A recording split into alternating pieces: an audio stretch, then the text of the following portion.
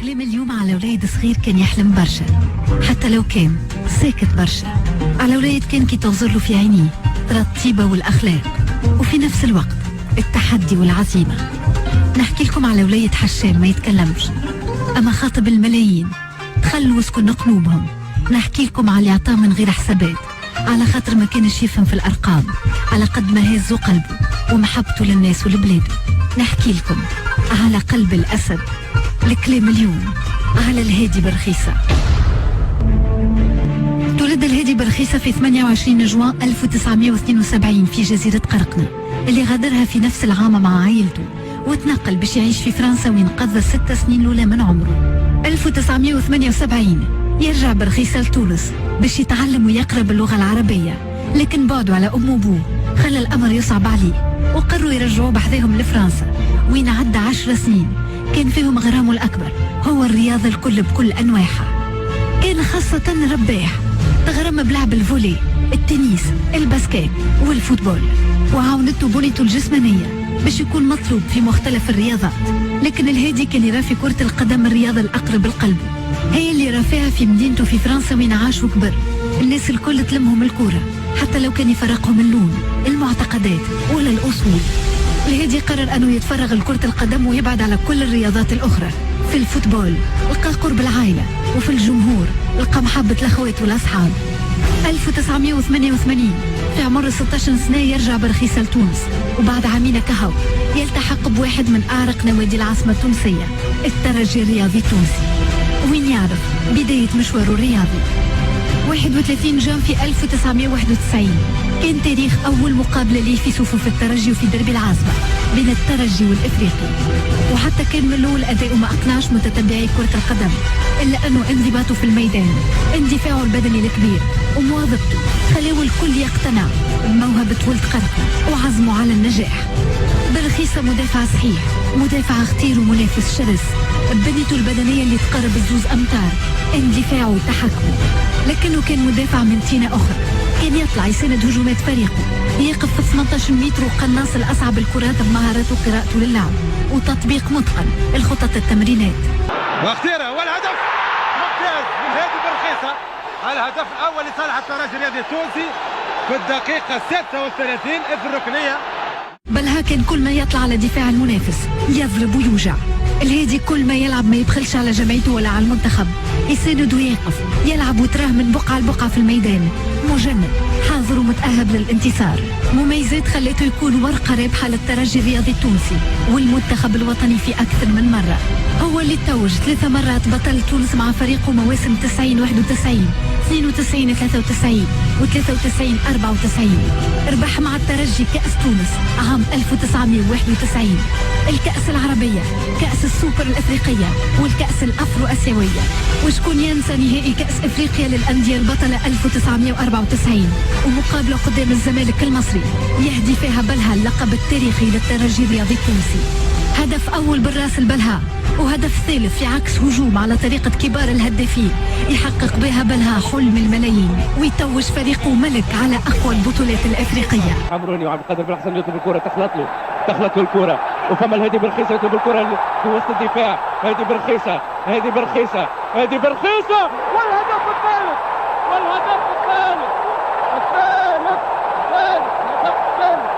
في كل شيء ونضربوا على كل شيء. وقت تشوف معناتها ما فما شيء معناتها ديتونون، فما شيء جاي من كل شيء ترينينا عليه وقلت ربي نكملوا هيك. شكون ينسى بلهاو كاس افريقيا 1996 وهدف ضد الموزمبيق بالراس. اللاعب الجرينتا قلب الاسد واقف صور في الجهه اليسار وفي دوره في بلوغ نهائي كاس الافريقيه في جوهانسبورغ. شكون ينسى أفضل لاعب عربي لعام 1995؟ وشكون ينسى الملاعب اللي كان يخوف أعتى المهاجمين ويبهر أقوى خطوط الدفاع بانتفاعه البدني؟ لكن كي كان يخرج من الملعب ما عادش تسمع صوته، عايش بين الموسيقى في وذنيه اللي ما تفارقوش، متخبي تحت كاسكات، كل عليه يحب الناس ما تعرفوش.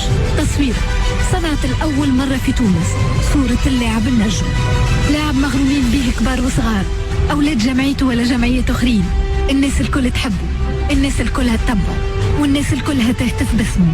بلها وجاء نهار 4 جان في 1997 وماتش ودي بين الترجي الرياضي التونسي ونادي أولمبيك ليون الفرنسي، ماتش معمول للاحتفال والفرجة في الشادلي زويتن، ماتش يعطي فيه الهادي برخيصة كل ما عنده كالعادة، يلعب ويبلل مريول باش يفرح الجمهور، لكن قلب الأسد قلبه يقف في وسط الملعب. الهادي برخيصة يتيح على الميدان، ما عادش يتحرك، الجمهور يقف يستنى يستغرب، ايدين الفرق الطبية تسارع في محاولة لإنقاذه، لكن يد الموت كانت أسرع. يتوفى الهادي برخيصة في عمر 24 سنة. فاجعة هزت كل محبي الرياضة، الكل يشاء والله يفعل ما يشاء، هذيك حال الدنيا ما دايما الحق. توفى قلب الأسد الهادي برخيصة وتشيع في موكب كبير ذابت فيه ألوان الجمعيات وحضرت ناس من الأندية الكل، غابت كل الهتافات وعلى كان صوت المحبة الاحترام والخشوع. محبة ترجمة نهار مقابلة المنتخب الوطني مع المنتخب المصري في تصفيات نهائيات كأس العالم فرنسا 1998، مسابقة حلم بها بلها مع أصحابه ومع الجمهور وساهم في تحقيق جزء كبير منها. مقابلة بدأت بنشيد وطني تونسي هز الملعب يهتف نشيد يذكر يهتف باسم بلها. مقابلة وفات بالربح والترشح للكأس العالمية كهدية أخيرة لروح الرباح قلب الأسد بلها. المباراة هذه هذا الانتصار من لاعبي المنتخب إلى زميلهم إلى المرحوم الهادي برخيصة الذي وفاه الأجل يوم السبت البارد، هدية للوطن ول برخيصة هزوا رقم المريول نتاعو واتجهوا به للجماهير. هاي امامكم الصورة معبرة، وهذا الهدف الوحيد في هذا اللقاء، كرة اسكندر سوية في اتجاه عادل السليمي اللي يتوغل عادل السليمي ويخرج الكرة، وهذه يعني هذا المثال الرائع في هذا اللقاء. وكل الجماهير هنا تقف. المنتخب المصري في المركز الثاني برصيد 3 نقاط بعد 2 مباريات. الهادي برخيصة حتى لو كان عدى أعوام قليلة معنا ومع جمعيته إلا أنه رسم اسمه بألوان فريقه، ألوان الدم والذهب في تاريخ كرة القدم في تونس. الكلام اليوم على الهادي برخيصة للي ما يعرفوش أسمع منا، هذوما ولاد البلاد، هذوما اللي بناو البارح، هذوما اللي اليوم قدوة الأحلام غدوة.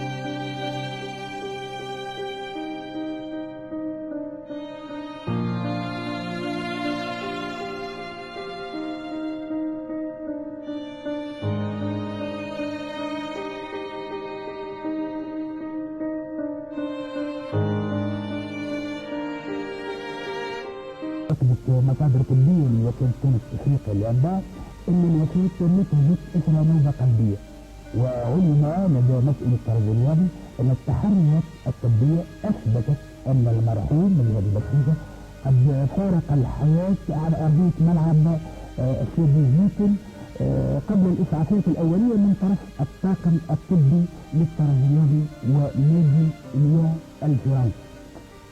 هذه مشاهد من الجنازة.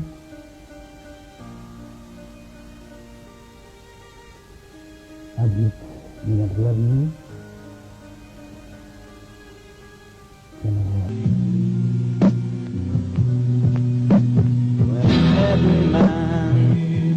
C'est pas 24 ans et demi qu'on va l'effacer encore un jour. Il y a beaucoup de choses à dire. Tous les soirs, je l'attends. Tous les soirs, je me dis, il avait la raison, il avait tout. C'était mon ami, c'était mon père, ma mère, c'était tout. Dieu lui a donné tout et...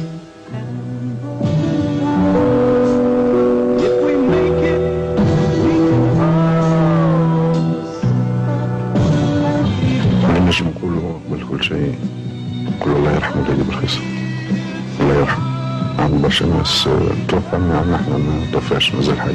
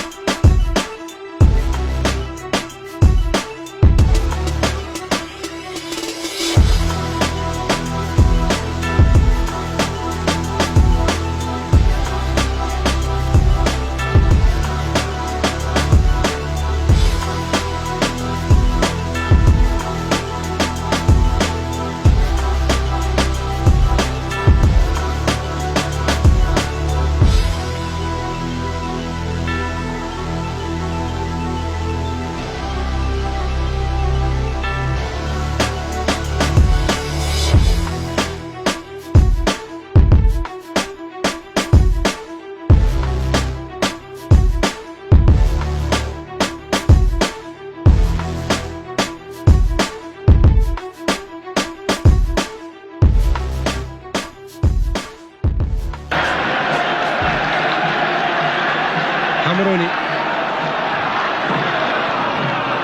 واختيره والهدف ممتاز من هادي برخيصة. الهدف الأول لصالح الترجي الرياضي التونسي في الدقيقة 36 في الركنية نفذها العيادي الحمروني والهادي برخيصة اللي كان قدم انذار أول للحارس الهمامي. في الدقيقة الثالثة من الشوط الثاني عن طريق ركنية أقول عادية بين ظفرين، لأن برخيصة الهادي برخيصة أصبح أخصائي في استغلال الكرات هذه ويفتتح النتيجة في الترجي الرياضي التونسي. ثم في الدقيقة 25 يجي هدف الترجي، كرة تدور مليح، جازمير ثابت تبديل كرة، ثم هذا الهدف الأول في الدقيقة 25 اللي يجسد تطور عطاء لاعب اسمه الهادي برخيصة من فك يطور عطائه في الأسابيع الأخيرة وتمريره والهدف عن طريق العيادي الحمروني. إلى مروان جزمير اللي يمر إلى برخيصة اللي بتصويبة أرضية يغاز الحارس اليزيدي ويسجل الهدف الوحيد في المباراة. تسجيل أهداف أخرى وضمان انتصارهم لتفادي سيناريو الشوط الأول. الحمروني ينفذ المخالفة هذه والهادي بالرخيصة في وسط دفاع النادي الإفريقي يسجل الهدف الأول لصالح الترجي الرياضي التونسي، يتوغل في وسط دفاع النادي الإفريقي ويسجل الهدف الثالث لصالح الترجي الرياضي التونسي.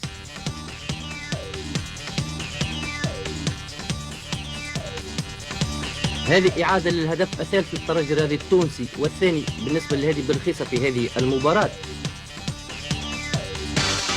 لكن الهدف الثاني باش يجي عن طريق رأس المدافع المهاجم. هادي كان يلعب معاه مشكل كبير للفريق المنافس، معناها بالنسبه للترجي الرياضي التونسي ولا للفريق القومي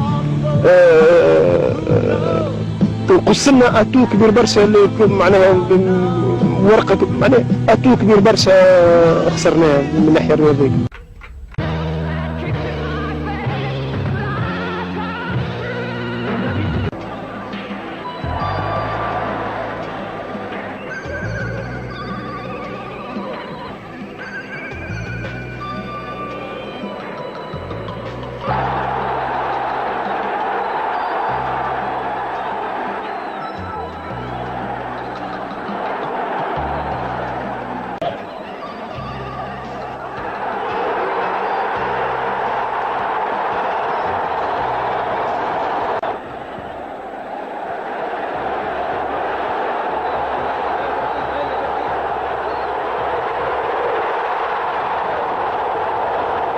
ركنية أولى للترجي في هذه المباراة وتنفيذ عن طريق عادل حمروني وتقدم الهادي برقيصة للهجوم وكذلك نور الدين بوسنينة تتنفذ الركنية وبرقيصة والهدف الأول لفريق الترجي 13 دقيقة لعب والترجي يفتتح النتيجة. وتفتك الكرة من كانت ماليتولي يحاول عكس هجوم لفريق الترجي عادل حمروني وعبد القادر بن حسن يطلب الكرة تخلط له الكرة وفما الهادي برخيصة يطلب الكرة في وسط الدفاع. هادي برخيصة والهدف الثالث هادي برخيصة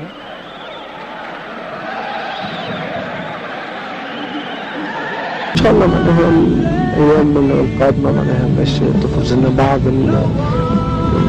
المواعيد اللي نختار منها موعد يناسب معناها اقامه دوره او مقابله دوليه بذكرى الفقيد لحياه ذكرى الفقيد هادي برخيصة. الذهبيه هذه كان المفروض ان تسلم للمرحوم يوم نهائي الهلال والترجي في الكاس العربيه الممتازه. تعذر على المسؤول اللي كان قادم من لبنان ذاك باش يجي لتونس، لكن في مكالمة هاتفية معناها إجرات بينه هو وبيني أنا معناها اتفقنا ووعدنا باش يكون في تونس في فترة معينة باش يحددها هو ويجي لتونس ويسلمنا معناها الكرة الذهبية هذه اللي كانت المفروض أن تسلم للمرحوم الهادي برخيصة. وجاء أحمد شوبير حارس الأهلي ومنتخب مصر فكتب: جئت أقدم التعازي في وفاة أخ عزيز وشقيق غال على الأسرة الرياضية المصرية. وكتبت سيدة كريمة تعرف ولا شك معنى الأمومة بكل الحب الذي تحمله أم لابنها الذي رحل إلى الأبد. لقد كنت دوما كبيرا وذكراك ستبقى راسخة في ذهن كل فرد من العائلة، فنم هادئا. انا نعتقد اللي هو احنا عندنا نقولوا اذا لعبت تحبك راه ربي يحبك. انا نعتقد اللي شفته في الجبانه وشفت معناها لعبت قداش تحب الهادي ويظهر لي هادي ربي يحب الهادي برشا. في 97 في سانشيت سويتي وقف الهادي برخيصة والكل بيت مصدوق الله دايم ربي وليدي راح ربي دمعة عبدت من عيني خلوا شيعة في قلبي طلع يسلم العقول الكل يوم يتغرموا عشقوا العقول الجرحى كيف يحارب على المليون شامي من ساكر فرحة في الكتلة بركي السوق بتدار الشي كامبيوني والبيرش ما عم بيلو ديلو للديلو ريفور والبطولة ستاني يودخل أغلى ديال المرحوم بلد فقير واليوم في قبره مدفون ما صرتوا في بالي بالخصال وكرد اليوم والبيرش باسمه ينادي.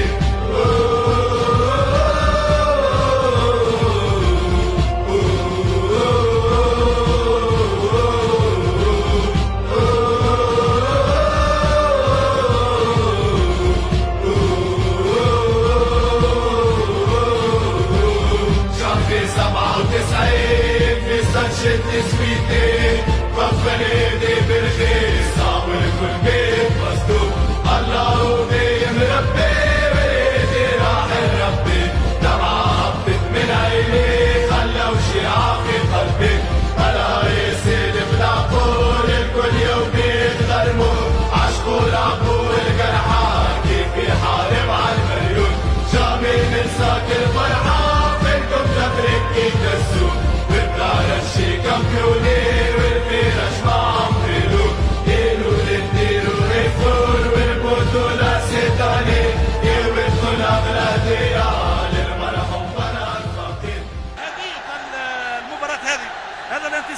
لاعبي المنتخب الى زميلهم الى المرحوم الهادي برخيصة الذي وفاه الاجل يوم السبت البارد. هدية للوطن ول برخيصة هزوا رقم المريول نتاعو واتجهوا به للجماهير. هاي امامكم الصورة معبرة، وهذا الهدف الوحيد في هذا اللقاء. كرة اسكندر سوية في اتجاه عادل السلمي اللي يتوغل عادل السلمي ويخرج الكرة، وهذه يعني هذا المثال الرائع في هذا اللقاء. وكل الجماهير هنا تقف. المنتخب المصري في المركز الثاني برصيد 3 نقاط بعد 2 مباريات. Comme on a prévu, on a dédié à notre cher, bien sûr, collègue Eddy Berkissa. تحدي الناس الكل، الظروف اللي عشناها قبل الستاج وزبط حاجات. توفيق شو الانتصار هذا؟ انتصار القريب هذه المرة الثانية تصير لنا هكا. قبل كأس أفريقيا صارت لنا هكا وفاة شقيق، واليوم زاد نجم نقولوا وفاة شقيق وقت من الشقيق مع صاحب وخو الناس الكل، الجمهور التونسي الكل جاء فرحنا ورينا معناتها كيف صحيحة قاعد تحسن. اليوم لعبنا 2 ماتشات، ماتش مع مصر وماتش مع الظروف الصعيبة اللي صارت لنا، وفريما وصلنا معناتها باركور كملنا ان شاء الله نكملوها بالكدا. نديو هذا ترشح للجمهور التونسي والجمهور اللي حضر والجمهور اللي واسع معناتها هذه برخيصة، وهذا معناتها كادو كبير برشا للروح الفقيه. حسرة لليوم ما زلنا بطبيعة الحال مشويين على بالها. كل معناها كانت فاجعة ما نستنيناش الهادي الله يرحمه بالشخصية نتاعو بالروح نتاعو بالصغر نتاعو معناها باش يكون، لكن الموت تعرف حق، وكانت صراحة أثرت فينا تأثير كبير برشا، خاصة قبل مباراة كبيرة مباراة مصر نلعبوها في تصفية كأس العالم. قليل فين معناتها تزوروا في بيت خاطر ديما ساكت ديما والكمان ديما معناتها جابد روحه فهمني. تشوفوا بالعشاء يقعد شوية بحذانا أوب ويطلع على بيته، فهمت كيفاش؟ تأسفنا وتأسفت أني بما أنه كنت في سوسة نهارتها، وطلعت نهار التدفينة نتاعو وشفت العباد وشفت الواحد، أثرت برشا.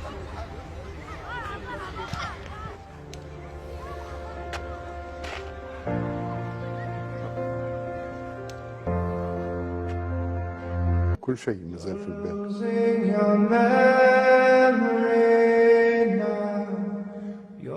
إنسانيته ولا مثيل لها، باش عايشين بالصورة الباهية اللي خلانا. كل شيء مازال في البال كأنه البارحة، من المسيرة الأولى متاع المرحوم الهادي إلى اليوم وكأنه صار البارحة. الهادي مات في قمة النجومية متاعه، كان ممكن أكثر لاعبي لامع في الوقت هذاك 96 و 97. الهادي كانوا يعرفوه كملاعب، يعني قليل اللي يعرفوه كإنسان. متواضع ياسر، كان بشوش الهادي، إنسان كي تخزر له يضحك في وجهك، إنسان صاحب الناس كل. هذيك باش عايشين بالصورة الباهية اللي خلانا. هذاك باش شادين روحنا، هذاك باش مصبرين روحنا. الكاركتير بتاعه عز كاركتير عندي أنا.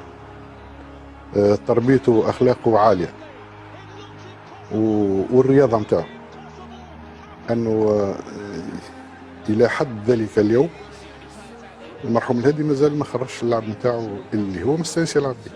دوزيام اني كادي هو دخل مع الجونيور، يشوفوه يقولوا قالوا كان يلعب باسكيت، هو عمره ما لعب باسكيت. كان في فرنسا في الفولي في ليكول نتاعو، كان بريمي اتاكون في الفولي. في الفولي كانوا يعملوا دي تورنوا دو تنس، كان ان اكسلون جوور في التنس، يلقبوه كور دو ليون قلب الاسد. كان يتريش با، معناها انسان يهبط في التيران كما في حياته، انسان يعطي كل ما عنده. دونك هذا رصيد كبير بالنسبه لي هو وبالنسبه لنا احنا، خاطر احنا زاد ناخذ الرحمه معاه، والحمد لله هذا هو الرصيد الكبير اللي خلاه المرحوم الهادي. ما خذاش الريكونيسونس، ما خذاش الاعتراف شويه هكا، اعتراف من كونه لاعب يضير واعطاه للمنتخب واعطاه للجمعيه نتاعو.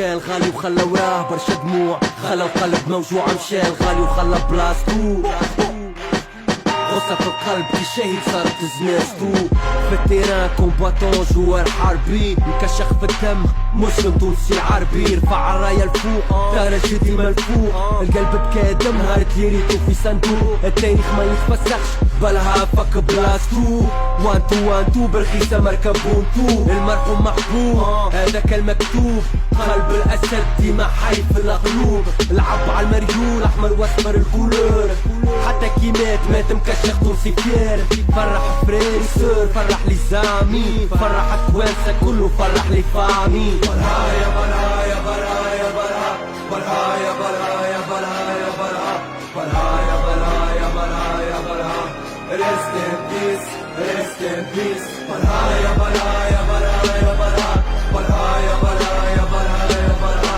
برهايا برهايا برهايا برها rest in peace rest in peace. الله يرحم الغالي عمره ما مشى من بالي، بالها ديما في قلوبنا حي يا عالي، كان شعبي سوالي فرح برشا مالي، جبت تروات وطاقة اسمه مع الاسامي، شي دار صد شكون اللي يتعدى التالي، قلبه الاسد بكم لا يبالي، لا يكره احد لا يعرف الحسد، رمز الشهامة اسمه ديما في العلالي، مصيرنا مصيره، طريقنا طريقه، ارواحنا نفديها له، فراش ترجي جندون اتباعه، طلبوا رحمة للهادي خونا ود بلادي، طلبها السادة لاجدادك واجدادي، خليت الكورة ديما، خليت الأمة حسينة، خليت الشعب الكل يعيط ينادي. برهايا برهايا برهايا برها برهايا برهايا برهايا برها rest in peace rest in peace برهايا برهايا برهايا